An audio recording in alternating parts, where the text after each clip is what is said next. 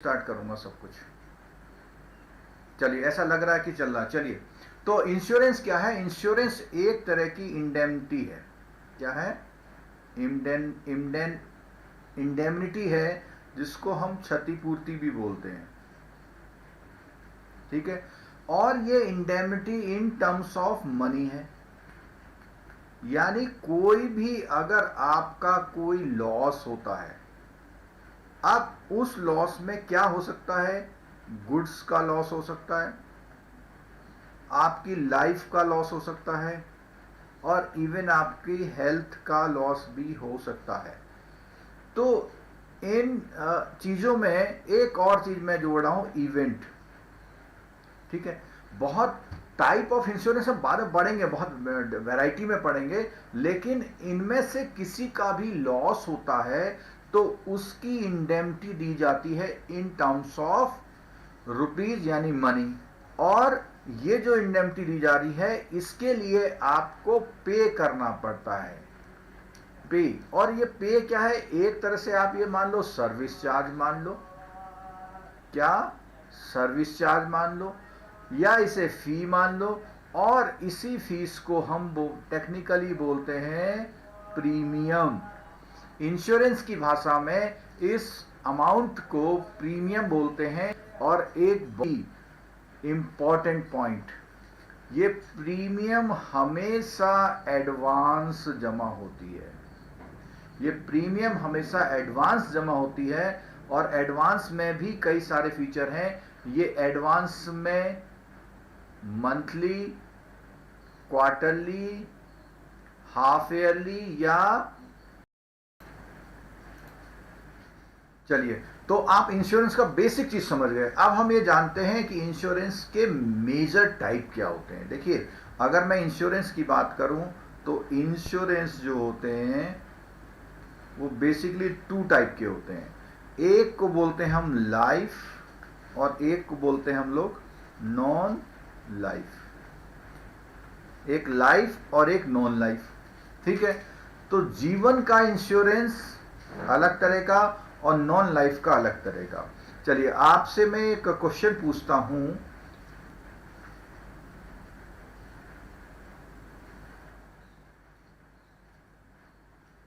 कुछ बच्चे पूछ रहे हैं क्वेश्चन और आंसर का भी क्लास होगा क्या? मेरी पहली प्रायोरिटी है आपको कॉन्सेप्ट क्लियर कराना। जितने भी आपको फेसबुक, यूट्यूब, कहीं पर भी क्वेश्चन की एक्सरसाइज मिलती है, आप उसे देखिए। आप मेरी क्लास लेके उसे देखिए। अगर आपको आ जाता है तो फिर अब क्वेश्चन कराने की जरूरत पड़ेगी नहीं, लेकिन कॉन्सेप्ट पहले आप समझ लीजिए। जब हमारी कॉन्सेप्ट की क्लास पूरी हो जाएगी तो उसी के बाद हम इस बात को सोचेंगे कि क्वेश्चन आंसर कराने की बजाय हम अगर पीडीएफ अवेलेबल करा दे तो वो ज़्यादा बेटर रहेगा, क्योंकि क्वेश्चन आंसर होता है। तो इसलिए मेरा रिक्वेस्ट है, आप लोग क्या है कि उस चीज़ पे ज़्यादा ध्यान दीजिए। रिवाइज करते हैं थोड़ा सा। इंश्योरेंस दो तरह के होते हैं, एक होता है लाइफ और दूसरा होता है नॉन लाइफ। ठीक है। लाइफ का इंश्योरेंस में अभी मैं आपसे एक एग्जांपल पूछता हूं। आपके वहां पर डेयरी के लिए लोन दिया जाता है, और डेयरी के लिए या पिगरी यूनिट के लिए या पोल्ट्री फार्म के लिए लोन दिया जाता है, उसमें भी उनकी लाइफ कवर होती है। तो वो लाइफ क्या इस लाइफ में आएगी या नहीं आएगी, आपको आंसर देना है। क्या वो लाइफ और ये लाइफ एक ही है? यानी कि लाइफ इंश्योरेंस में क्या एनिमल का इंश्योरेंस कवर होगा या नहीं? ये मेरा क्वेश्चन है आपसे।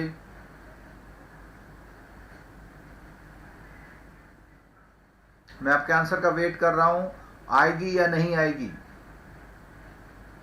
चलिए, आप लोग आंसर दीजिए।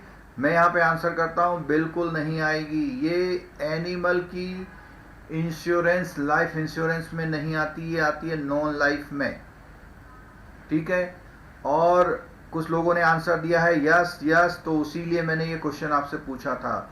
अगर आप ध्यान करें, आपके बैंक में जब डेयरी वाले का इंश्योरेंस होता है तो उसको लाइफ इंश्योरेंस या आईसीआईसीआई एसबीआई नहीं करता, उसको करने में आते हैं आपके जो चार अपनी नेशनलाइज जो कंपनियां हैं, नेशनल इंश्योरेंस है, यूनाइटेड है, ओरिएंटल है और न्यू इंडिया है, उनके बंदे आते हैं, या आईसीसी लोम्बार्ड जो कि जनरल इंश्योरेंस करती है। तो पहला क्वेश्चन मेरा क्लैरिटी का ये हुआ। दूसरा क्वेश्चन मेरा ये है कि हेल्थ इंश्योरेंस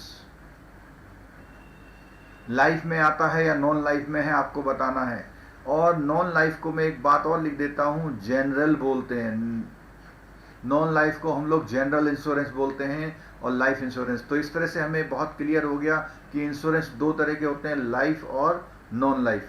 मेरा क्वेश्चन ये था कि हेल्थ जो है लाइफ में आता है या नहीं आता है। आप लोग आंसर दीजिए। एक बार 38 लोग वॉचिंग पे आ गए थे, अभी 25 रह गए हैं और उनका जाना लाजमी है। उन्हें लग रहा है कि अभी क्लास शायद पॉसिबल ना हो पाए, लेकिन हमारी क्लास चल रही है। नॉन लाइफ में आता है हेल्थ इंश्योरेंस। चलो कुछ बोल रहे हैं यस, कुछ लोग बोले नो। अब मैं आपको बताता हूं कि हेल्थ जो है दोनों में आता है। यानी जो नॉन लाइफ यानी जनरल इंश्योरेंस कंपनी है वो भी हेल्थ इंश्योरेंस करती है, और जो लाइफ इंश्योरेंस कंपनी है वो भी हेल्थ इंश्योरेंस करती है। तो ये बात क्लियर हो गई होगी कि हेल्थ इंश्योरेंस, लेकिन हेल्थ किसका? Health of the human being, not for the animal. आदमी और इंसानों का हेल्थ की बात हो रही है, ठीक है।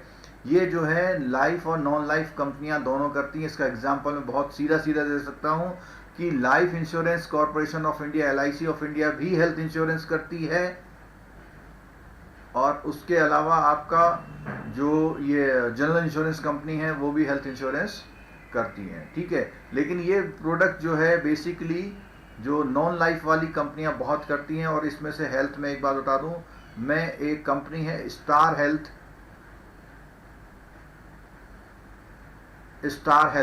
स्टार हेल्थ इसकी बहुत प्रोमिनेंट कंपनी है। उसके अलावा जितनी भी गाड़ियों के इंश्योरेंस करती है वो सब करती है। तो यहाँ पे ये कैटेगराइजेशन भी क्लियर हो गया, ठीक है। आगे बढ़ते हैं। अब मैं बहुत इंटरेस्टिंग चीज बता रहा हूं कि एक इंश्योरेंस कैसे डिवाइस होता है, उसका टाइप क्या है, या कितने तरह के इंश्योरेंस स्कीम्स है। तो यहाँ पे मैं नाम दे रहा हूँ स्कीम्स टाइप। क्या नाम दे रहा हूँ? Schemes type. इस चैप्टर को पढ़ने के बाद, इस कॉन्सेप्ट को पढ़ने के बाद हम थ्योरी में जाएंगे और थ्योरी में एक एक चीज़ों को कवर करेंगे। आपके थ्योरेटिकल एस्पेक्ट कवर होंगे। अभी हम बेसिक चीज़ें कवर कर रहे हैं। देखिए स्कीम टाइप में सबसे पहले बात करूं तो सबसे पहले आती है हमारी स्कीम टाइप में, सबसे पहला स्कीम टाइप में आता है मनी बैक। सबसे ज्यादा बिकने वाला इंश्योरेंस मनी बैक, ठीक है। और ये मनी बैक ट्रेडिशनल स्कीम्स में आता है। जो शुरुआती तौर पर जितनी स्कीमें चलती थी, मुझे भी याद है 91-92 में एक इंश्योरेंस हमने कराया था, वो भी मनी बैक था। और इस मनी बैक में क्या होता है, आप प्रीमियम हर महीने हर साल देते रहते हैं, और इन्हीं में से या 4th ईयर या 5th ईयर आपको ये जो आपने जमा किया है इसमें से कुछ पार्ट यहाँ मिल जाता है। मैं अगर एग्जांपल देता हूँ 10,000 आपने 4 साल तक दिया, तो 4th ईयर में 20,000 रुपये आपको वापस हो गए। फिर आपने 10,000 किया, फिर 8th ईयर में फिर आपको 20 वापस हो गए। इसी को बोलते हैं हम लोग मनी बैक। इसी को हम लोग क्या बोलते हैं? तो इसमें 4 साल में आपको मनी बैक हो रही है। तो ये क्यों पॉपुलर स्कीम है? इसलिए पॉपुलर स्कीम है कि आपसे कहा जाता है कि आप जो जमा कर रहे हैं आपकी अगले आने वाली प्रीमियम के लिए तो आपको चौथे साल मिल ही जाएगा, वैसे ही रहेगा।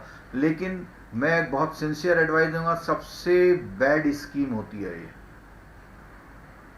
ये मेरी अपनी पर्सनल ओपिनियन है, आप माने या ना माने। सबसे गंदी स्कीम इंश्योरेंस में जो होती है ये होती है मनी बैक। कभी भी आप मनी बैक स्कीम को यूज या लीजिए मत, ठीक है। चलिए आगे और भी बताएंगे कौन सी स्कीम ले सकते हैं, कौन सी नहीं ले सकते हैं। नंबर 2 स्कीम होती है आपका जो लाइफ टाइम चलती है, और एन्युटी स्कीम भी बोलते हैं इसको हम। तो लाइफ लॉन्ग में चलने वाली स्कीम लाइफ टाइम से मतलब है कि इसका पेमेंट आपको मिलेगा। इसको बोलते हैं हम लोग एंडोमेंट। क्या बोलते हैं? Endowment scheme. एंडोमेंट स्कीम में क्या होता है? एंडोमेंट स्कीम में आपने पूरे जो भी उसकी टर्म है 20 साल, 25 साल, 30 साल जो भी है तब तक दिया। लास्ट टाइम पे आपको एक लमसम अमाउंट मिल जाता है, ठीक है। दोनों ही स्कीम में एक खास बात क्या है कि क्योंकि हम इंश्योरेंस की स्कीम पढ़ाई कर रहे हैं, इसीलिए दोनों स्कीम में इंश्योरेंस भी होता है। क्या होता है? इंश्योरेंस भी होता है। और वो इंश्योरेंस होता है आपकी डेथ पे, अनफॉर्चुनेट इवेंट पे ही आपको पेमेंट मिलती है, अदरवाइज पेमेंट नहीं मिलती है, ठीक है। बाकी ये कंडीशन तो मिलेगी आपको, लेकिन और कोई मिड में पेमेंट नहीं मिलेगा आपको। सपोज कीजिए इसमें 10,000 की प्रीमियम आप दे रहे हैं और आपको 3 लाख का इंश्योरेंस मिल गया, ठीक है। ऐसी लाइफ लॉन्ग में मान लिया इसमें भी 3 लाख का मिल गया। ये 2 तरह की स्कीम्स हो गई, ठीक है। और आगे बढ़ते हैं तीसरे तरह की स्कीम के बारे में। तो तीसरे तरह की जो स्कीम है,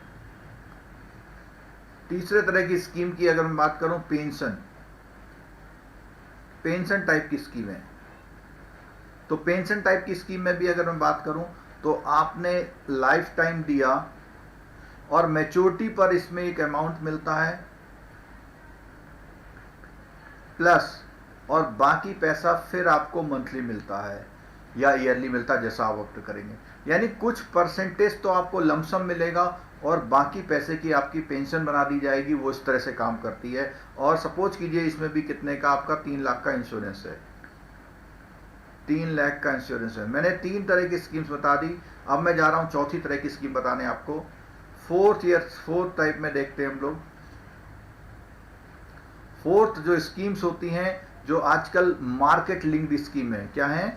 मार्केट लिंक्ड स्कीम।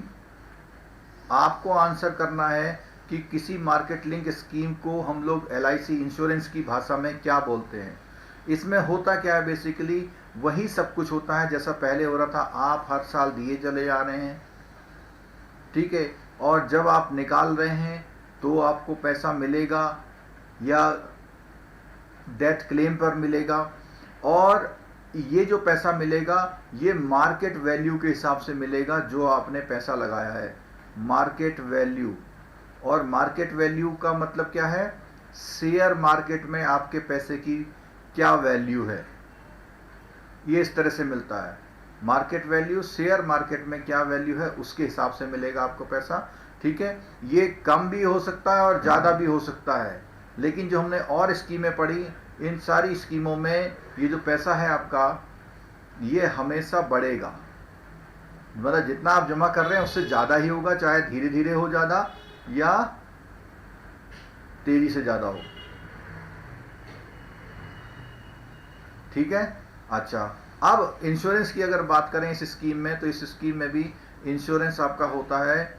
मान लिया 3 लाख ही लग रहे हैं, क्योंकि हर एक में हम क्या कर रहे हैं, एक कॉमन सी प्रीमियम लेके चल रहे हैं, 10,000 रुपए की लेके एक प्रीमियम चल रहे हैं, ठीक है। तो इसमें क्या है, आपका मार्केट के अकॉर्डिंग आपकी यूनिट्स की जो वैल्यूज होंगी, उस वैल्यूज पे क्या ग्रोथ मिल रही है उसके हिसाब से ही आपको पेमेंट मिलता है, ठीक है।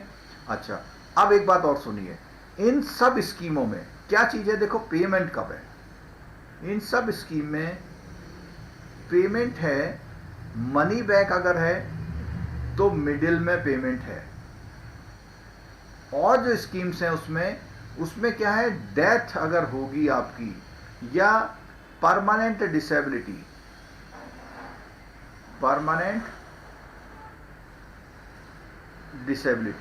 अब डेथ है और परमानेंट डिसेबिलिटी है, तो इस परमानेंट डिसेबिलिटी को भी एक तरह से डेथ की तरह ट्रीट किया जाता है। और जब बिल्कुल आप किसी काम लायक नहीं रहते हैं उसमें, तो इसमें क्या है कि डेथ या परमानेंट डिसेबिलिटी होने पर ही पेमेंट मिलेगा ओनली, और मैच्योरिटी पर मिलेगा और प्रीमेच्योर मिलेगा। इसका मतलब क्या हुआ कि मनी बैक में तो मिडिल में पेमेंट मिलेगा और प्लस डेथ या उसमें मिलेगा। अदर जो स्कीम्स हैं, अदर स्कीम्स में आपको जो पैसा मिलता है वो पैसा केवल या तो डेथ परमानेंट डिसेबिलिटी में बीच में मिलेगा या फिर आपको मैच्योरिटी मिलेगा या आप प्री मेच्योर करा लें। आपको पता होगा कि इंश्योरेंस कंपनी लगभग कई सारी स्कीम्स हैं जो 5 साल बाद आप उसको प्री मेच्योर करा सकते हैं। वो कितना पैसा मिलेगा कितना मिलेगा वो एक अलग बात है, ठीक है। तो मैंने आपको ये 4 स्कीम बना दी और एक स्कीम और बता रहा हूं, 5th नंबर की स्कीम, जिसका नाम है टर्म प्लान। किसका नाम है? Term plan. टर्म प्लान में क्या होता है, आप हर साल पेमेंट देते जाते हैं और आपको जो पेमेंट होता है उसमें ओनली अनफॉर्चुनेट इवेंट पे होता है। अनफॉर्चुनेट इवेंट का मतलब क्या है?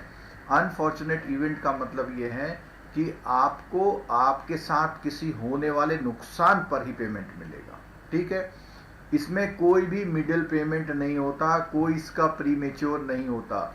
मिडिल में कोई पेमेंट नहीं होगा और प्री मैच्योर भी कोई पेमेंट नहीं होगा। ओनली कब मिलेगा? जब अनफॉर्चुनेट इवेंट होगी। और जिस साल में या महीने में आपने प्रीमियम देना बंद कर दिया, वहां से आपका इंश्योरेंस खत्म हो जाता है, फिर आपको एक्स्ट्रा कॉस्ट देके कराना पड़ता है। और इसमें भी अगर आप, मैं एग्जांपल ले रहा हूँ, 10,000 रुपये पर एनम दे रहे हैं, तो इसमें आपको इंश्योरेंस मिल रहा है आपको 60 लाख का। ध्यान दीजिएगा इस बात को, आपको इंश्योरेंस मिल रहा है 60 लाख का। तो आप देखिए कि ये जितनी मैंने 5 तरह की स्कीम बताई हैं, इन स्कीम्स में अब मैं यहाँ कैटेगराइज कर रहा हूँ क्या क्या। देखो, कोई भी प्रीमियम जो होती है उसमें कौन से पार्ट होते हैं। प्रीमियम, हम इसमें प्रीमियम का एग्जांपल ले रहे हैं, हर स्कीम में हमने 10,000 का एग्जांपल लिया। तो एक तो प्रीमियम होती है रिस्क कॉस्ट। एक क्या होती है? Risk cost.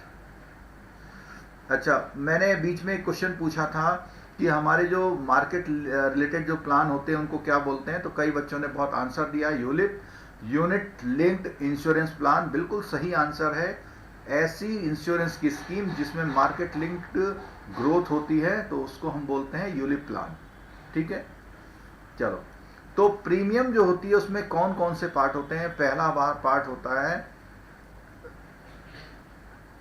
Risk cost. ठीक है, और उसके बाद दूसरा होता है एडमिन कॉस्ट। तीसरा होता है फंड एलोकेशन कॉस्ट।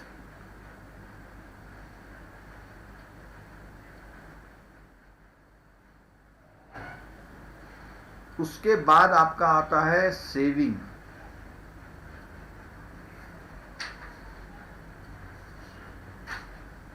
ठीक है, अब मैं यहां पे स्कीम के नाम लिख रहा हूं। तो जैसे हमने सबसे पहले स्कीम का नाम लिखा मनी बैक, तो मनी बैक में आपका, हमने प्रीमियम में इसमें 10,000 का उदाहरण दिया हुआ पूरा।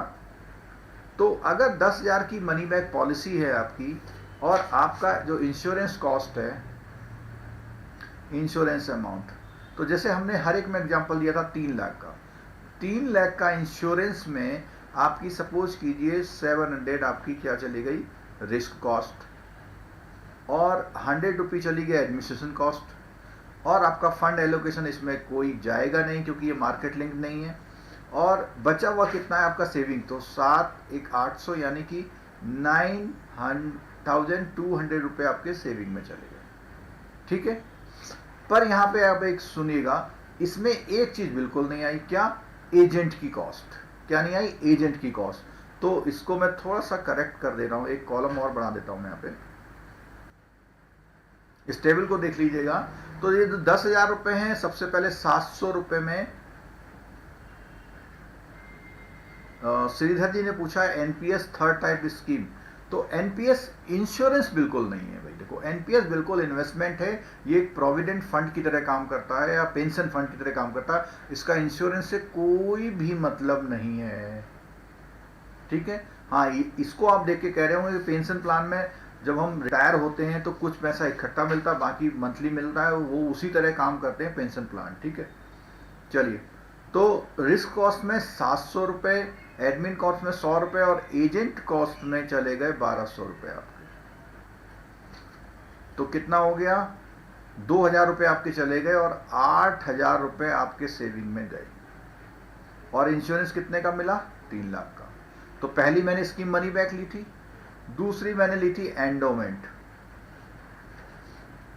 ठीक है, अब एंडोमेंट की अगर मैं बात करूं तो वही मैं 10,000 का एग्जांपल ले रहा हूं, और रिस्क कॉस्ट इसमें भी वही 700 रुपए होगी। क्यों होगी 700 रुपए? क्योंकि इसमें भी मैं इंश्योरेंस आपको कितना का दे रहा हूं? 300 रुपए का। ठीक है, एडमिन कॉस्ट भी लगभग वही होगी, थोड़ा सा एजेंट का कमीशन है ऊपर नीचे हो सकता है। तो यहाँ पर आपका 8,200 रुपये। फंड एलोकेशन कॉस्ट बिल्कुल नहीं होगी क्योंकि ये स्कीम भी मार्केट लिंक नहीं है। ठीक है, उसके बाद हमने जो तीसरी स्कीम ली थी यहाँ पर पेंशन वाली ली थी। तीसरी स्कीम कौन सी ली थी? पेंशन वाली ली थी। पेंशन स्कीम में भी 10,000 रुपये दिए चले जा रहा हूं मैं। इंश्योरेंस कॉस्ट लगभग वही रहेगी, क्योंकि उसी ग्रुप में एडमिनिस्ट्रेशन कॉस्ट कम ज़्यादा हो सकती है और इसी तरह यह है, और कमीशन भी कम ज़्यादा हो सकता है। तो उसी तरह अगर देखेंगे तो हमारा यहाँ पे 8,600 रुपये इन्वेस्टमेंट में जा रहा है और इंश्योरेंस भी 3 लाख का हो गया। ठीक है, अब मैं बात करता हूँ यूलिप प्लान की। यूलिप प्लान की खास बातें देखिए, रिस्क कॉस्ट फिर अगेन 7 है, क्योंकि आपको इंश्योरेंस में 3 लाख का दे रहा हूं, और यहां पे जो एडमिन कॉस्ट है, एडमिन कॉस्ट भी लगभग यही है, लेकिन यहां पर फंड एलोकेशन चार्जेस लग गए आपके 600 रुपये, और यहां पे एजेंट का कमीशन भी बहुत अच्छा होता है, मैं आपको जानकारी बता दूं। और आपका देखिए 10,000 में से 7 और 1 8 14 और 3200 चले गए, और 7,800 रुपये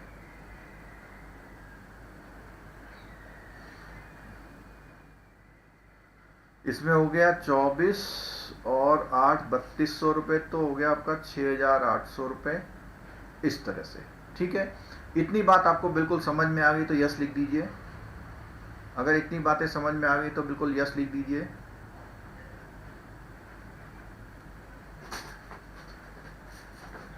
ठीक है, अब देखो यहां पर कुछ खास बात मैं आपको बताने वाला हूं कि यूलिप प्लान में सेविंग कुछ हो ही नहीं रही है, और यूलिप प्लान में शुरू के 3 साल तो लुट गए आप देखिए, ये जो मैं पैटर्न यहां बना रहा हूं, ये लगभग शुरू के 3 सालों का पैटर्न है। उसके बाद बहुत चेंज आता है। 3 साल के बाद ये जो यहाँ पे एजेंट का कमीशन है ये कम हो जाता है। जैसे यहाँ पे 1200 है तो 1200 की जगह पता लगा 500 हो जाएगा, यहाँ पे भी 500 हो जाएगा, यहाँ पे भी 500 हो जाएगा, यहाँ पे भी 500 या 600 हो जाएगा। समझ रहे बात को? तो 3 साल के बाद उसमें ठीक ठाक इन्वेस्टमेंट जाने लगता है। और रीजन ये है, कई बार आप जब यूलिप प्लान लेते हैं और 4 साल में देखते हैं आपने जमा तो किए 30,000 रुपये और उसमें वैल्यू दिखा रहा 22,000 रुपये, आप कहते हैं ये तो बहुत नुकसान हो गया। क्यों नुकसान हो गया? क्योंकि 30,000 आपका मार्केट में गया ही नहीं, आपका मार्केट में गया 6,800 रुपये। ठीक है, इसीलिए मेरी सिंसियर एडवाइस ये है कि यूलिप प्लान से अच्छा म्यूचुअल फंड या आईपीओ में पैसा लगाना। उसका कारण मैं बताऊंगा आगे, पूछिएगा अगर मैं भूल जाऊंगा तो। ठीक है, चलिए और आगे बढ़ते हैं। अब मेरा एक और प्लान रह गया जिसका नाम है टर्म प्लान। क्या रह गया? टर्म प्लान रह गया। मैं यहां पर भी 10,000 दे रहा हूं। रिस्क कॉस्ट, यहां पर भी रिस्क कॉस्ट जो है 700 रुपए ही है फॉर 3 लाख। 3 लाख के लिए 700 रुपए है। अब बात यहां पर आ रही है, ध्यान से सुनिएगा, कि अगर 700 रुपए में 3 लाख का आपको इंश्योरेंस मिलता है, ठीक है, तो आपको 1 रुपए के इंश्योरेंस के लिए इतना खर्च करना पड़ेगा, और आप 10,000 रुपये प्रीमियम देते हैं तो आपका इंश्योरेंस होगा इतना। तो आप देख लीजिए, तो ये कितना हो जाएगा? लगभग 40।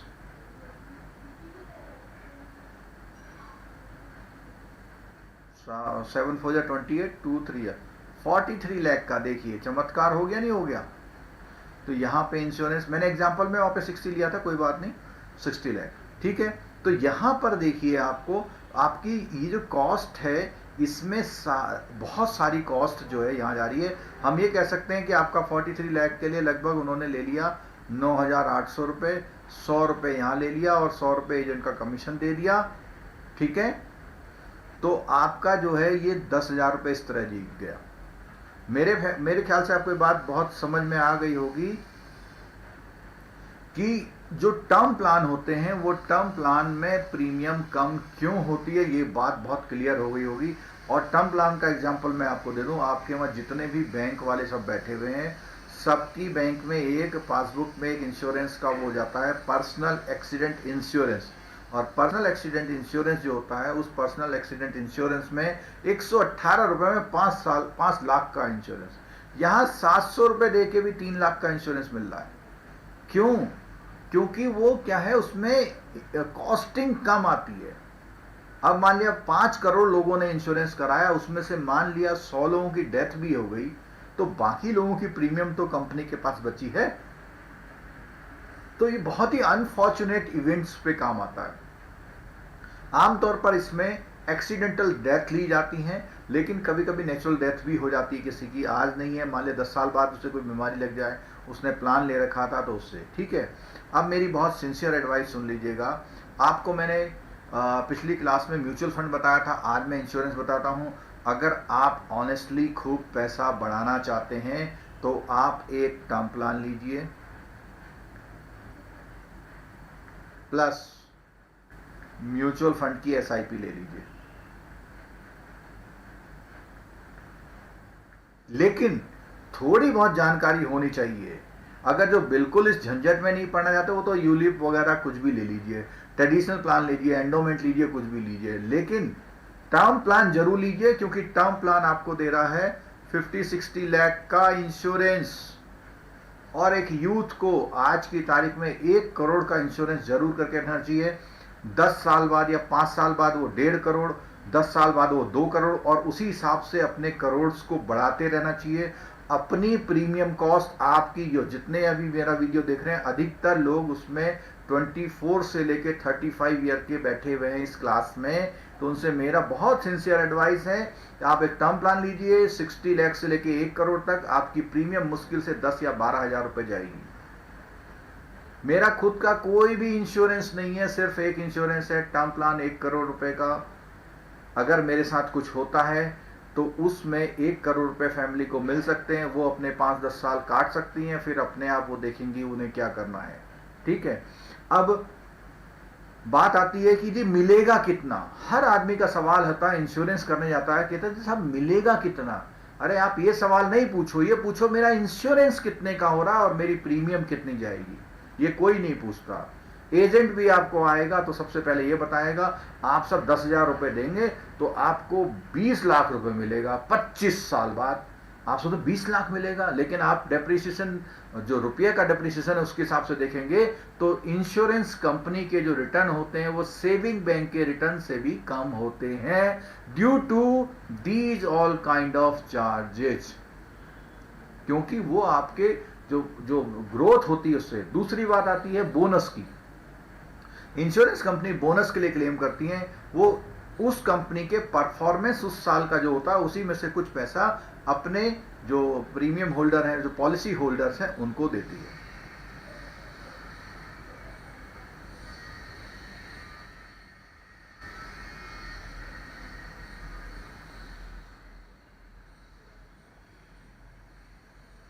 लकी जी ने बोला है टर्म प्लान तो हम यूज नहीं कर पाएंगे, वो तो दूसरे को पैसा कमा कर देगा। मैं बिल्कुल आपकी बात से सहमत हूं लकी जी, बिल्कुल आपकी बात से सहमत हूं। अरे आप अगर जिंदा रहते हैं तो आप इंश्योरेंस क्यों करा रहे? आप तो एफडी कराइए, शेयर मार्केट में पैसा लगाइए। टर्म प्लान का रीजन क्या है कि अगर कोई एक्सीडेंट हो जाए तो जिसको आप कहेगा आपको उसी की तो चिंता करनी है। तभी तो आप सब झंझट कर रहे हैं। क्यों आप नौकरी कर रहे हैं, क्यों आप कमाने आ रहे हैं? आपका खर्चा तो एक दिहाड़ी मजदूरी से भी चल सकता है। जो आपके साथ लोग जुड़े हुए हैं उनके लिए आप कमा रहे हैं, उनको कोई फाइनेंशियली इमीडिएट लॉस ना हो, इसलिए। अच्छा नितेश जी, एसआईपी में कौन से फंड में इन्वेस्ट करना बेटर होगा? देखो कल की क्लास नहीं लिए तो ले लो, समझ में आ जाएगा कौन से। जो म्यूचुअल फंड की क्लास ली थी मैंने पिछले संडे को, वो क्लास ले लो, सुन लो, समझ लो। उस क्लास का वीडियो मेरा बहुत अच्छा जा रहा है और बहुत कॉमन मैन मेरे को अप्रिशिएट कर रहे हैं। आप तो बैंक कर रहे हैं, आपको तो देखनी चाहिए थी, ठीक है। कौन सा टर्म प्लान? ये बहुत अच्छा, कोई भी एजेंट नहीं हूं, मुझे इससे कोई कमीशन नहीं मिलता है। आपको टर्म प्लान लेना है तो अगर आप 1 करोड़ का टर्म प्लान ले रहे हैं तो 25-25 लाख के 4 ले सकते हैं, या 50-50 लाख के 2 कंपनियों में ले सकते हैं, जिसमें से मेरी प्रायोरिटी रहेगी एक आप नेशनलाइज कंपनी से ले लीजिए, एक आप प्राइवेट कंपनी से ले लीजिए। और प्राइवेट कंपनी में मेरी सिंसियर एडवाइस रहेगी, जो कंपनी 10 साल से स्टैंडिंग में है और जिनका ब्रांड नेम अच्छा, उन्हीं से लीजिएगा। बहुत नई नई कंपनी आ रही हैं तो इसलिए मतलब मेरा अपना सजेशन ये है कि उनसे मत लीजिएगा, ठीक है। टर्म प्लान वो बेटर है जो आपकी बहुत सारी डिजीजों को कवर करता है, बहुत सारी कंडीशनों को कवर करता है, डेथ में कौन कौन से क्लॉज को कवर करता है। और इसमें आप देख लीजिएगा जितने भी इंश्योरेंस लें उसमें आपका विदेश में होने वाली डेथ कवर है या नहीं है, और अगर है तो फिर वो कैसे कैसे कवर होगी।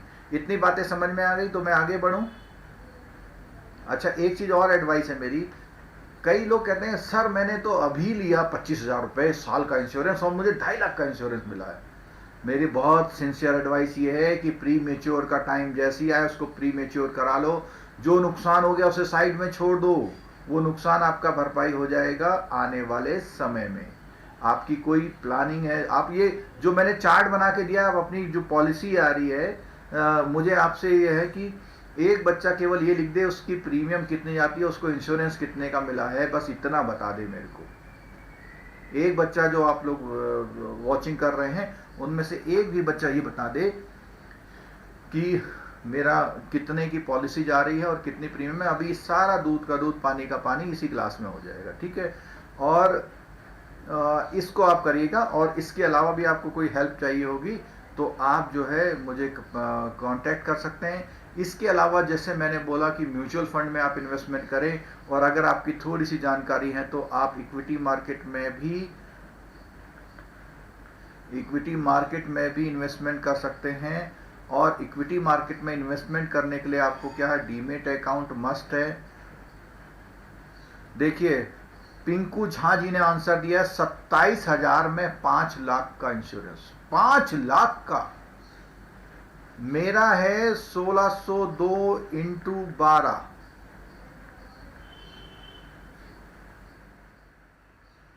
मेरा साल भर का इतना जाता है। मेरा जो है 70 प्लस 30 का इंश्योरेंस है, यानी 70 लाख का इंश्योरेंस है, 30 लाख का इंश्योरेंस है। एक्सीडेंटल डेथ अगर होती है तो 30 और मिलेगा, यानी 1 करोड़ का मेरा इंश्योरेंस है। हाँ, पिंकू झा जी को 20 साल बाद हो सकता है 20 लाख रुपए और मिल सकते हैं, मुझे कभी नहीं मिलेंगे, ये फर्क है। 20 साल बाद पिंकू झा जी उस 20 लाख रुपए को क्या समझते हैं, क्या उस 20 लाख से आएगा जो आज 20 लाख में आ सकता है, ठीक है।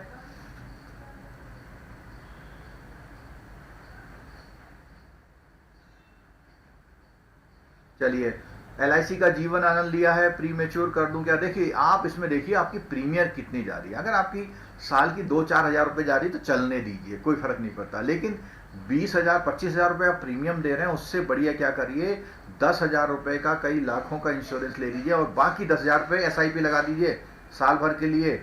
और ऐसा भी कर सकते हैं, जो आपकी इंश्योरेंस वो चलने दीजिए, जो मैं कह रहा हूँ वो और करके देख लीजिए। दोनों में देख लीजिएगा 20 साल बाद क्या होगा, ठीक है। चलिए, मैं बात कर रहा था कि अगर आप थोड़ा सा भी जानकारी रखते हैं या अच्छा लगता है आपको, तो मैंने बोला टर्म प्लान के साथ म्यूचुअल फंड लीजिए और थोड़ी सी अधिक जानकारी लेंगे तो इक्विटी मार्केट में सीधे शेयर्स में पैसा लगाइए, IPO परचेज करिए। और IPO परचेज करने के लिए डीमेट अकाउंट जरूरी होता है, और डीमेट अकाउंट में अभी एंजल ब्रोकिंग में 0 प्रोसेसिंग फी पे अकाउंट खुल रहे हैं और ट्रांजेक्शन चार्ज भी 0 कर रखे हैं। उस स्कीम का फायदा उठा लीजिए। अगर आप वो डीमेट अकाउंट खोलना चाहते हैं तो मैंने नीचे लिंक में मैं दे दूंगा, जो नीचे लिंक है उसमें भी शायद उसका लिंक दिया हुआ है कि आप उस लिंक से डिस्क्रिप्शन बॉक्स में जाके उस लिंक में जाके वो अकाउंट खोल सकते हैं। 5 मिनट आपको अकाउंट खोलने में नहीं लगेंगे। और डीमेट में IPO में ट्रेडिंग करना शुरू करिए। ट्रेडिंग कभी भी शॉर्ट टर्म मत करिए, लेके छोड़ दीजिए 5-5 साल बाद देखिए क्या हो रहा है, ठीक है। तो बहुत ज़्यादा नहीं, 20-20 हज़ार 25-50 हज़ार रुपये इन्वेस्ट करना शुरू करिए, ठीक है। नितेश जी बोल रहे हैं 50,000 रुपये 15 ईयर पेमेंट आफ्टर 15 ईयर, 50,000 पर year return after age of 55, 22 lakh रुपए। ये आपका जी ये पेंशन प्लान है। नीतू प्रजापति जी देखो 14,665 आपने दिए हैं और आपका इंश्योरेंस सिर्फ 2.5 लाख का है। तो मेरी बातों को आप समझ गए होंगे। ये मैंने इस क्लास के जो हैं हमारे प्रैक्टिकल एस्पेक्ट कवर कर रहा हूँ। थ्योरी आपकी बिल्कुल कवर होगी और इसी चीज़ों से आप थ्योरी समझेंगे, ठीक है। चलिए आगे और बढ़ते हैं हम लोग। अब बात आती है प्रीमियम में। मैंने बता दिया था क्या क्या चीज़ शामिल होती हैं। तो प्रीमियम, एक तो होती है प्रीमियम जो होती है नॉर्मल रिस्क कवर के लिए होती है। नॉर्मल रिस्क कवर जो कि स्कीम में डिफाइन किया हुआ है। ठीक है। अब इसके बाद एक होता है एडिशनल प्रीमियम। क्या होता है? Additional premium. एडिशनल प्रीमियम में क्या होता है इसके बारे में सुनिए। एडिशनल प्रीमियम को हम लोग टेक्निकली बोलते हैं राइडर। क्या बोलते हैं? राइडर। अब इसमें होता क्या है, जैसे मान लिया इस स्कीम में कैंसर कवर नहीं है, तो कंपनी कहती है कि कैंसर भी कवर कर लेंगे, इसको भी कवर कर लेंगे, आपकी प्रीमियम जो है 1100 रुपए पर एनम ऐड हो जाएगी। तो इस 1100 को हम बोलते हैं राइडर। तो राइडर समझ में आ गया? हाँ जी नितेश जी, जो 75 लाख का आपका इंश्योरेंस, वेरी गुड। और जो बाकी आपने बोला हुआ है वो आपकी इन्वेस्टमेंट के हिसाब से है। आप उस जो आपने 15 साल के लिए वो पेंशन प्लान लिया हुआ है उसको भी एनालाइज कर लीजिए, और या फिर आप 50,000 रुपए का मतलब हो गया 3-4 हजार रुपए पर एनम की आप एक एसआईपी करके भी अच्छा ग्रोथ बना सकते हैं, क्योंकि पेंशन फंड वाला भी आपके पैसे लेके उसी जगह जा रहा है जहां पे आपको मैं जाने को बोल रहा हूं। वो वहां जाने के आपसे एडिशनल कमीशन चार्जेस एजेंट के ले रहा है, जहां मैं बोल रहा हूं वहां पे आपको कोई एडिशनल चार्जेस नहीं देने हैं। म्यूचुअल फंड की क्लास जरूर देख लीजिएगा एक बार, ठीक है।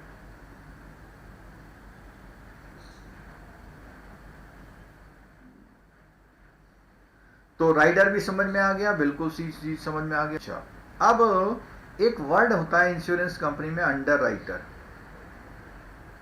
अंडर राइटर, ये अंडर राइटर क्या भला है, इसके बारे में जानते हैं। चलिए देखिए, अंडर राइटर कौन होता है? जो रिस्क एसेस करता है और रिस्क एसेस करने के बाद प्रीमियम ओके करता है, प्रीमियम डिसाइड करता है। तो रिस्क एसेस करता है और प्रीमियम डिसाइड करता है। इसीलिए आप जब इंश्योरेंस को अप्लाई करते हैं तो उसकी जो पॉलिसी है आफ्टर सम डे, कुछ दिनों के बाद आपके घर पे आती है। ऐसा नहीं होता जैसे शेयर मार्केट में आपने पैसे लगाए आपके यूनिट आ गई खाते में, इंश्योरेंस में ऐसा नहीं होता। इंश्योरेंस में आपको क्या करना पड़ता है, पहले आप प्रीमियम देते हैं, फिर उसके बाद वो आपके ऑफिस में जाती है, उसके 15-20 दिन 30 दिन बाद आपके घर में पॉलिसी आती है, या आपको पता लगता है कि मेरी पॉलिसी इश्यू हो गई है।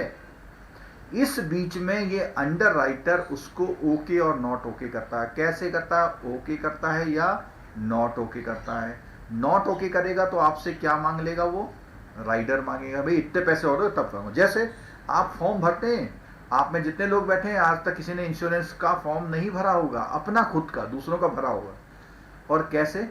आप एजेंट आता है, यहाँ साइन कर दो, 4 देके आपसे साइन करें, चेक ले गया, केवाईसी ले गया, छुट्टी हो गई और बता गया ये मिलेगा वो मिलेगा जैसा बता।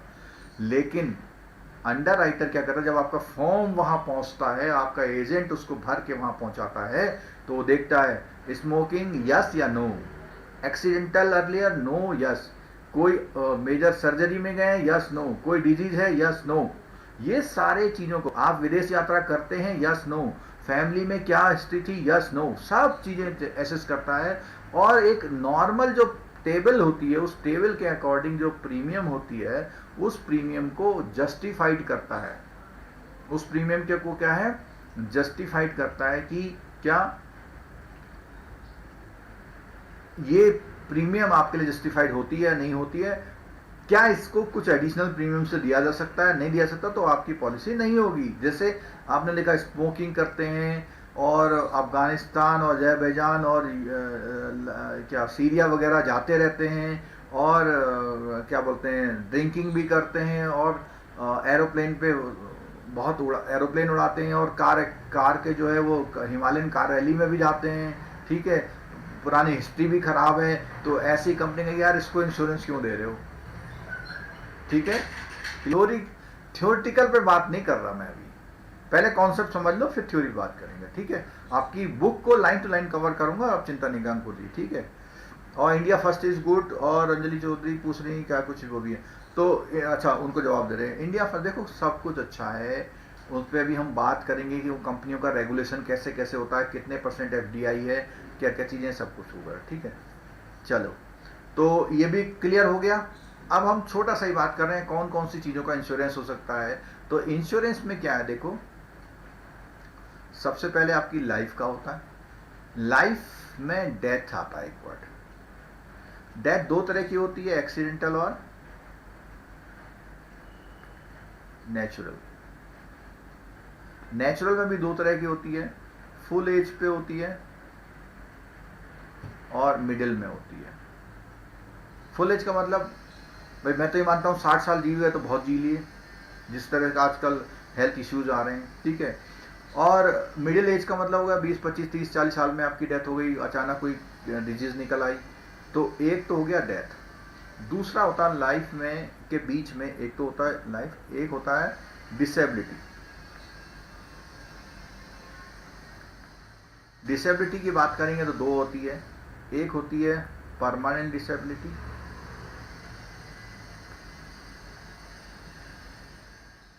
और दूसरी होती है टोटल परमानेंट। टोटल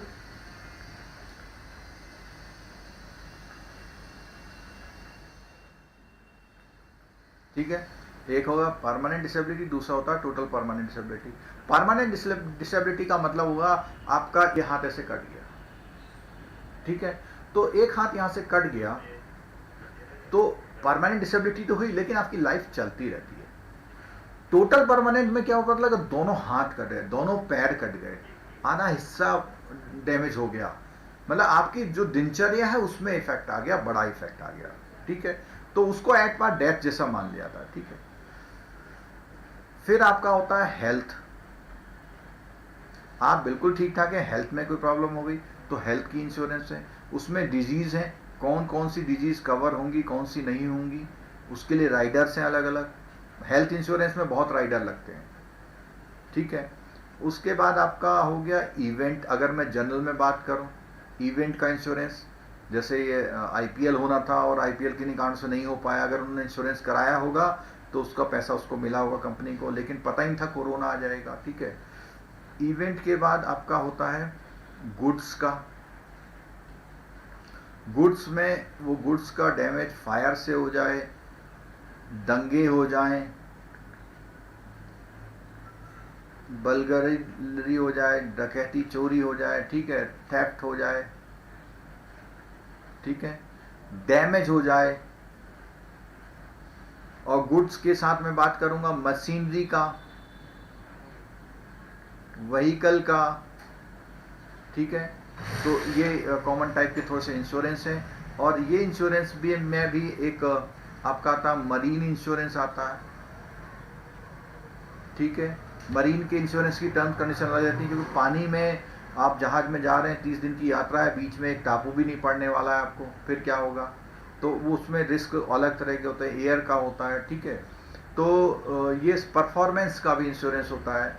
ये सब चीज़ें जो हैं हमारी किस कैटेगरी में आ रही हैं, ये सारी चीज़ें हमारी आ रही हैं इंश्योरेंस के टाइप में। ठीक है, अंडर राइटर के लिए मैंने बताया है, अंडर राइटर वो होता है जो आपके अकॉर्डिंग आपकी प्रीमियम को जस्टिफाई करता है, आपके फैमिली हिस्ट्री, एक्सीडेंटल वगैरह को देखते हुए वो सारी चीज़ें देखता है और उसके बाद वो तय करता है कि इसको पॉलिसी दी जाए या नहीं जाए। अंडर राइटर का मतलब रिस्क एसेसर, और ये अंडर राइटर शेयर मार्केट में भी होते हैं और इंश्योरेंस कंपनी में भी होते हैं।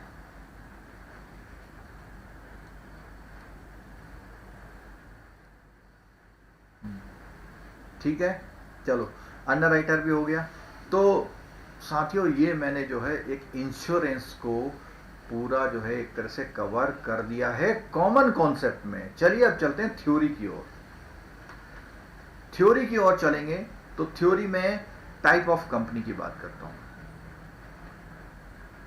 टाइप ऑफ कंपनी, तो टाइप ऑफ कंपनी में मैंने कहा एक तो है, सॉरी, एक तो मैं बोल रहा हूं लाइफ और एक बोल रहा हूं नॉन लाइफ। ठीक है, एक लाइफ और एक नॉन लाइफ। लाइफ में बात करूंगा तो फिर मैं इसको कैटेगराइज करूंगा गवर्नमेंट, जैसे मैंने म्यूचुअल फंड को किया था, और प्राइवेट। ऐसे ही मैं नॉन लाइफ को भी करूंगा, गवर्नमेंट और प्राइवेट। अगर मैं गवर्नमेंट में कहूँगा तो गवर्नमेंट में इंश्योरेंस, जो लाइफ इंश्योरेंस की कंपनी, एक लौती कंपनी है जिसका नाम है LIC ऑफ इंडिया। किसी तरह के बहकावे मत रहिएगा। प्राइवेट में मैं फिर दो कैटेगरी ला रहा हूं। एक तो वो कंपनी जो बैंकिंग है, बैंकिंग ब्रांड की कंपनी है। दूसरी है नॉन बैंकिंग। ठीक है, बैंकिंग की बात करूं तो उसमें भी मैं फिर क्या करूंगा, गवर्नमेंट बैंक वालों कंपनियां और प्राइवेट वाले। देखो ये ध्यान रखना, ये प्राइवेट लिख दिया मैंने ऊपर, ये सब प्राइवेट है। यानी ऐसी बैंकिंग कंपनी जिसने अपनी सब्सिडरी खोल रखी है। अब वो गवर्नमेंट हो सकती है, तो गवर्नमेंट बैंकिंग यानी कि कौन सी है, SBI life, PNB met life, Canara, HSBC, India first. ये कुछ ऐसी कंपनियों के नाम हैं जो बैंकिंग इंडस्ट्री में है और गवर्नमेंट बैंकों ने अपनी सब्सिडी बना रखी है। प्राइवेट की बात करूं तो ICICI प्रूडेंशियल, SDFC लाइफ,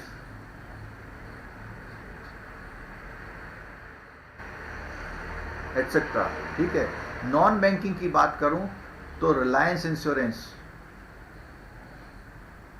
सहारा इंश्योरेंस, ठीक है, रेलीगेयर इंश्योरेंस, आपका बजाज इंश्योरेंस, ठीक है, और ये कंपनी हो गई।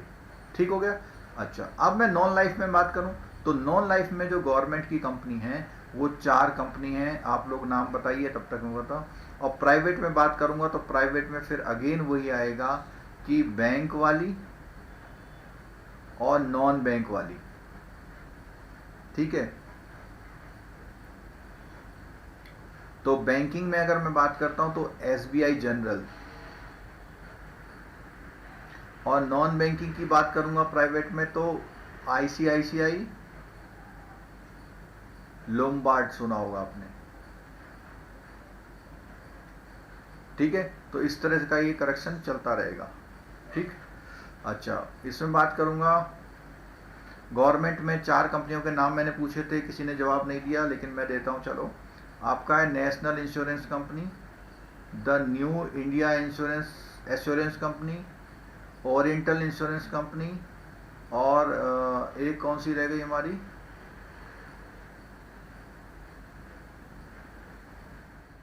National insurance company, new India insurance company, oriental insurance company,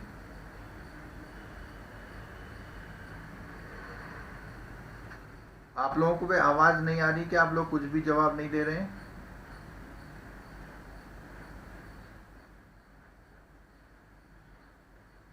आ गया जवाब, यूनाइटेड, तभी मैंने 4 छोड़ दिया था आपको, UIA। ठीक है, तो ये 4 नेशनल कंपनी गवर्नमेंट की कंपनी है।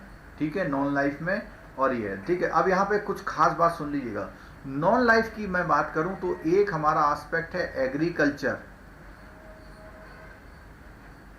AIC, आपने सुना होगा, agriculture insurance corporation of India, AIC, तो एग्रीकल्चर की कंपनी है। ऐसे ही एक कंपनी और है, इसको ध्यान सुनिएगा इस कॉन्सेप्ट को, ये है री इंश्योरेंस। क्या है? री इंश्योरेंस। ये आपके बहुत थ्योरी वाला काम है।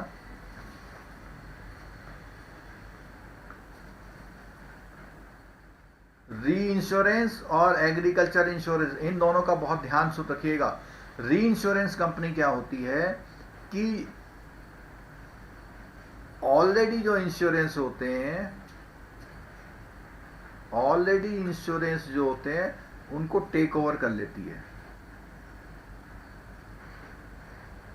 जैसे मैंने आपको क्लास में रीफाइनेंस समझाया था उसी तरह, यानी इसका एग्जांपल मैं देता हूं बहुत बढ़िया तरह से।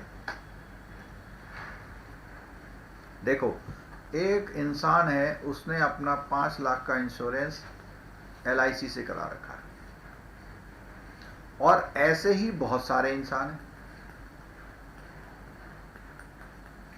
तो मान लिया ये बहुत सारे लोग हैं, कुल मिला के 5,000 करोड़ के इंश्योरेंस हो गए।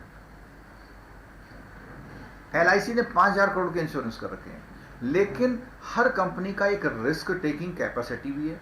ऐसा तो है नहीं कोई कंपनी पूरे 131 लोगों करोड़ का इंश्योरेंस करके बैठ जाए। पता लगा कोई जैसे कोरोना चला ऐसे कुछ आ गया और तो दिवालिया होना तय है उसका कंपनी का। तो वो क्या करती है, LIC GIC के पास जाती है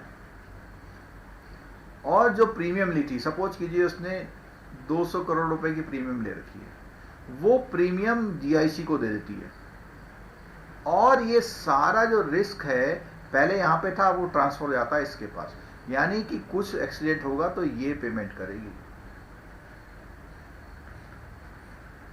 समझ में आ गया?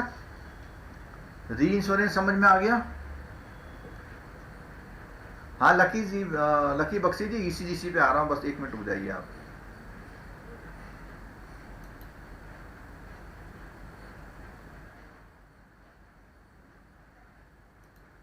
मैंने कंपनियों के नाम बताए अभी यहाँ पर, इसी में से देखिए एनिमल का इंश्योरेंस जो है अधिकतर ये जो NIC वगैरह आपके ब्रांच में आते हैं वो लोग करते हैं, ठीक है। एनिमल का है, एक्सीडेंट का है, आपके हाउस का है, ठीक है।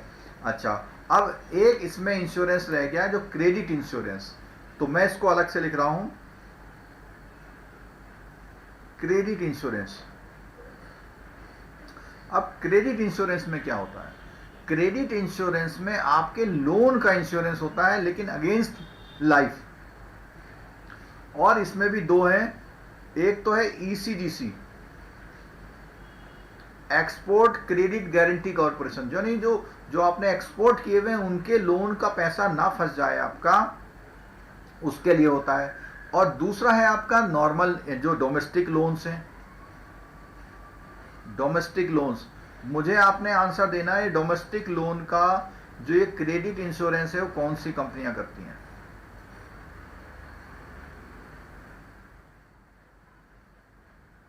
फसल बीमा जो है वो जनरल इंश्योरेंस है, लेकिन एग्रीकल्चर इंश्योरेंस कंपनी इसको देखती है।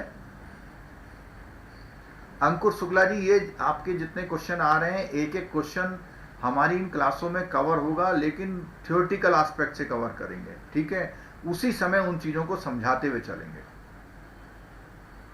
आप रेगुलर क्लास देखते हैं तो मेरे ख्याल से आपका मिस नहीं होगा।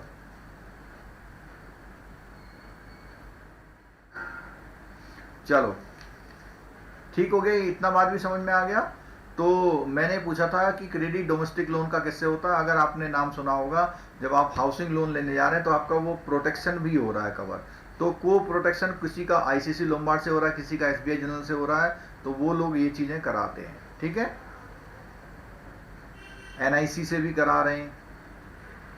फ्यूचर जनरली ये भी एक क्या है, कंपनी है जो नॉन लाइफ मतलब बैंकों में नहीं है लेकिन इंश्योरेंस करती है। चलो अब जो है थ्योरेटिकल एस्पेक्ट पे आते हैं। यहां से शुरू होता है आपका जो भी आपका थ्योरेटिकल एस्पेक्ट है उसको कवर करेंगे।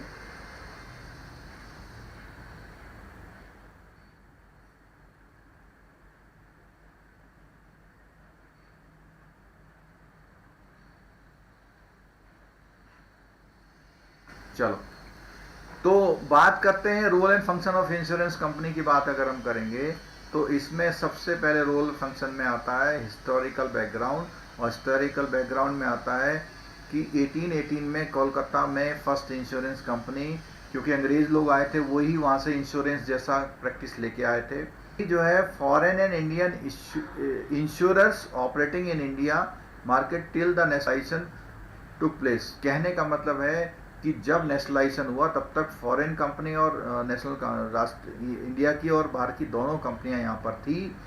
Reason for nationalisation of the industry are concern mostly with the unethical practices adopted by some of the players. अब देखो नेशनलाइजेशन क्यों हुआ, यानी कि वो कंपनियां थी तो उस एक्सप्लॉयटेशन को रोकने के लिए नेशनलाइजेशन का कॉन्सेप्ट आया और नेशनलाइजेशन किया गया इन कंपनी का। और क्या हुआ, और 19 जनवरी 56 को जो है लाइफ इंश्योरेंस सेक्टर में life insurance corporation of India I. और हमेशा आप ध्यान रखें इसका क्वेश्चन भी आता है LIC कब स्टेब्लिश हुई थी, ठीक है। द LIC एब्जॉर्ब कितनी 154 इंडियन और 16 non Indian insurance company and 75 provident society, इन सबको मिला के एक कंपनी बनी LIC ऑफ इंडिया। जो कि सरकार ने सबको ले लिया, उनके प्रोमोटर्स को पैसा दे दिया, उनसे खरीद लिया, ठीक है। और LIC की जो है 90s तक मोनोपोली थी, 90s में जा कर के SBI लाइफ और ICICI ने कदम रखे, ठीक है। और इसको जो है दोबारा प्राइवेट सेक्टर के लिए ओपन कर दिया गया है। जिन्होंने मेरी शेयर मार्केट वाली क्लास ली है वो इस बात को समझ सकते हैं कि प्राइवेट सेक्टर के लिए खोलने का मतलब ये है कि प्राइवेट वाला आकर के इंश्योरेंस कंपनी खोलने लग गया। Nationalisation had lent the industry solidity, growth and outreach which is unparalleled. क्या बोला? जो नेशनलाइजेशन से क्या हुआ, जो इंडस्ट्री की सॉलिडिटी हो गई, ग्रोथ हो गई, आउटरीच हो गई, सब कुछ हुआ। Along with these achievements, there, however, also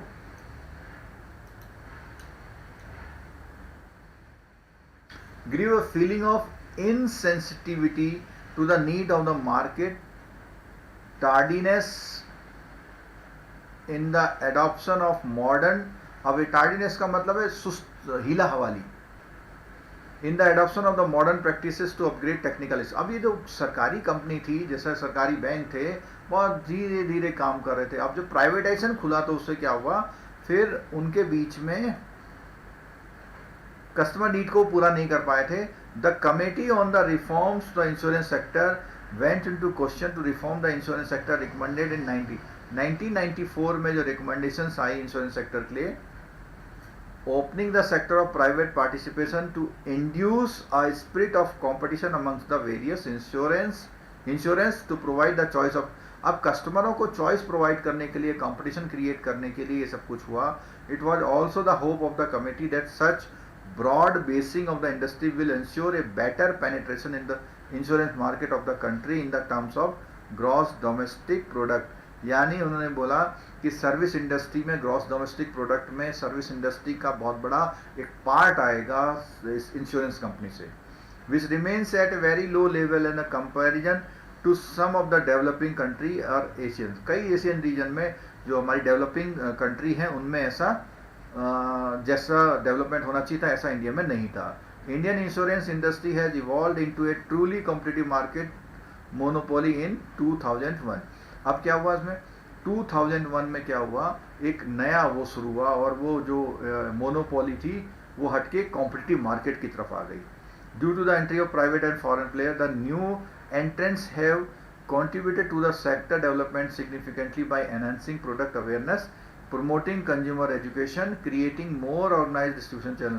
तो क्या क्या हुआ देखो, एक तो प्रोडक्ट की अवेयरनेस एनहांसमेंट हो गई, दूसरा कंज्यूमर की एजुकेशन बढ़ने लगी, हर आदमी जानने लगे इंश्योरेंस क्या है, ठीक है। और बहुत ऑर्गेनाइज वे में डिस्ट्रीब्यूशन चैनल आ गए, एजेंसी आ गई, बैंक का इंश्योरेंस आ गया, ब्रोकिंग, डायरेक्ट, कॉर्पोरेट, इन सब लोगों से होने लगा, ठीक है। However the Indian insurance industry is underperforming both in terms of the penetration and the density compared to the developed country like US, UK, ठीक है। तो बहुत अच्छा वो होने लग गया। चलो अब ये क्वेश्चन आया है नितेश जी का, सर अभी क्राइजर वर्ड नाम सुनने में आया है, ऑटोबुल इनकम करता है, ये क्या होता है?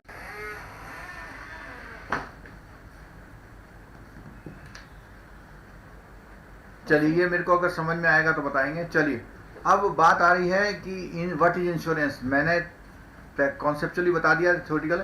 Insurance can be defined as a contract between two party where one promise to the other of indemnity और make good any financial loss suffered by the latter. यानी एक तो प्रॉमिस करती है दूसरे के लॉस को, एक प्रॉमिस करती है दूसरे को लॉस को कंपनसेट करने के लिए जो उसको फाइनेंशियल लॉस हुआ होता है, in consideration for an amount received by a way. बिल्कुल यही मैंने आपको समझाया था। The contract of insurance is referred to as a policy. Losses can not be determined before hand but certainly can be reimbursed if when they occur by insurance. तो अगर क्या होगा, जो लॉसेस होते हैं वो पहले से नहीं, अगर होंगे तभी वो मिलते हैं। For this people facing common risk come together and contribute a fix amount towards a pool out of which they are reimbursed if when loss. अगर देखो ये बहुत important, if and when loss occurs, ठीक है। Players in insurance market, काफ़ी बातें कर ली हमने, फिर देखते हैं कि the insurance industry till the year इतने केवल एक आपका दो कंपनियां का नाम आ रहे हैं यहाँ पे, एक तो LIC का, एक general insurance corporation of India. और GIC ने इन 4 सब्सिडरी को बनाया। GIC ने क्या बनाया, ये 4 सब्सिडरी बनाई, और आज की तारीख में ये अलग है और GIC अलग हो गया है। GIC ने इनको ऑटोनोमस कर दिया, ठीक है। GIC has been converted into national reinsurance, और GIC क्या बन गया है, नेशनल री इंश्योरेंस बन गया है, insurance. And these 4 have been dealing from the, इतना और ये कम हुआ जब आपका ये दिसंबर 2000 में इंडिपेंडेंट इंश्योरेंस कंपनी की तरह हो गया, और उसी समय पे IRDAI का भी रोल 1 जून से IRDAI लागू हो गया था ना, IRDAI, ठीक है। अब बात आती है हमारी opening up of the insurance sector. तो 99 में जिससे हमने बात किया था वो था, और एंट्री लेवल, अंकुर शुक्ला जी आपका सवाल आया था कि work kept sufficiently high 1 crore to debtor corporate other than those who had sufficiently long-term interest and which had capacity to continuously raise fund through equity contribution from the promoter till such time operation stabilize। वो ये कह रहा है कि जो entry level वो private player को खोला गया था, 1 करोड़ का नेटवर्थ कैपिटल वो रखा गया था उस समय पर, और वो प्रोमिनेंटली क्या है, पब्लिक से पैसा उठा पाए, जैसे IPO वगैरह आते हैं। The regulatory framework which was designed for the operation of insurance company laid down the ground rules for insurers and is equally applicable to both the state owned and the private, state owned का मतलब है government, हाँ, और private insurance. The new environment had facilitated competitive condition, और इससे फ़ायदा क्या हुआ, आप लोगों को बहुत डिफरेंट टाइप की स्कीम्स मिलने लग गई, ठीक है, चाहे वो लाइफ का हो चाहे वो नॉन लाइफ का हो। The new player not only succeeded in establishing themselves but also captured healthy market share. The existing insurance have been also so growth premium underwritten by them। देखो, growth in premium underwritten by them, underwritten का मतलब है कि premium और आपका risk को justify करके जो प्रीमियम एक्सेप्ट कर ली उन्होंने, ठीक है। सिंस लिबरलाइजेशन, यानी जो हमारा वो था ना LPG, लिबरेशन प्राइवेटाइजेशन ग्लोबलाइजेशन वाला कॉन्सेप्ट था। Indian life insurance has gone through 2 cycle. First one characterise, अब एक तो बात हुई ना CAGR, compound annual growth rate कितना हो गया, इतना हो गया, और फ्लैट पीरियड जो हो गया अराउंड 2% पर न्यू बिजनेस प्रीमियम, नया जो है एक ओवरऑल ग्रोथ तो इतनी हो गई, और हर साल 2% की क्या है ग्रोथ होने लगी नई प्रीमियम में।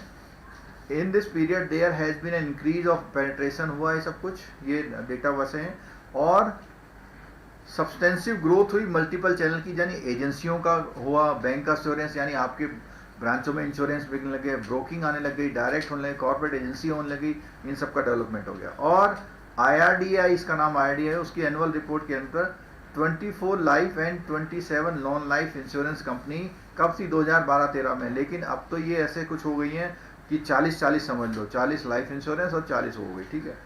Out of the non life insurance company 2 are specialised insurance company, और जो नॉन लाइफ में मैंने बोला था, एक तो है एग्रीकल्चर इंश्योरेंस कॉर्पोरेशन, और दूसरा मैंने बोला था export credit guarantee corporation which only ट्रांजेक्ट export. तो एक तो ये क्रॉप वाली इंश्योरेंस वाली होगी जिसका नाम है इंश्योरेंस, और जो एक्सपोर्ट क्रेडिट वाली हो गई वो ही हो गई, ठीक है। और अगर चार्ट के हिसाब से देखें 2013 का चार्ट दिया हुआ है, जनरल इंश्योरेंस में जो है 2 ये वाली भी शामिल है, 4 प्लस AIC और प्लस ECGC, और ये है GIC, और ये अपनी इंश्योरेंस कंपनी होगी पब्लिक। और प्राइवेट सेक्टर में कोई भी GIC नहीं है, इधर कोई भी नहीं है, तो ये इस तरह से करके ये इस तरह का चार्ट बना हुआ है। ये उसमें दूसरे में यहाँ पे देखो हेल्थ इंश्योरेंस कंपनी में कौन है, स्टार हेल्थ है, एलाइड इंश्योरेंस कंपनी है, अपोलो म्यूनिक हेल्थ है, मैक्स ब्यूपा हेल्थ है।